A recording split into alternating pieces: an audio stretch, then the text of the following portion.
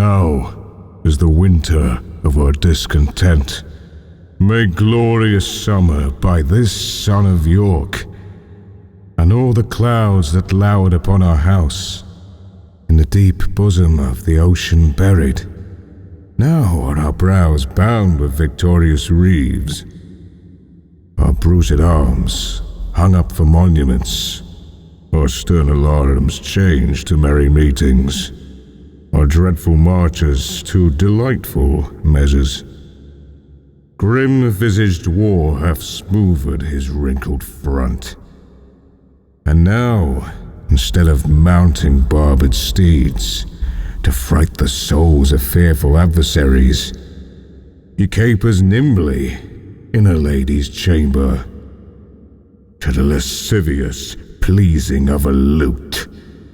But I that am not shaped for sportive tricks, nor made to court an amorous looking glass, I that am rudely stampered and want love's majesty to strut before a wanton ambling nymph, I that am curtailed of this fair proportion, cheated, a feature by dissembling nature, deformed, unfinished, sent before my time into this breathing world scarce half made up, and that so lamely unfashionable that dogs bark at me as I hold by them.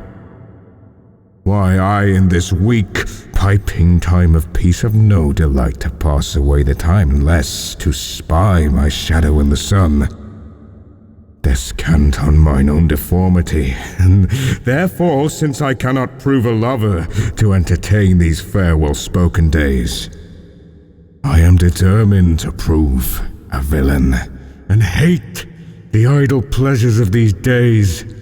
Plots have I laid, inductions dangerous, by drunken prophecies, libels, and dreams, to set my brother Clarence and the king in deadly hate, the one against the other.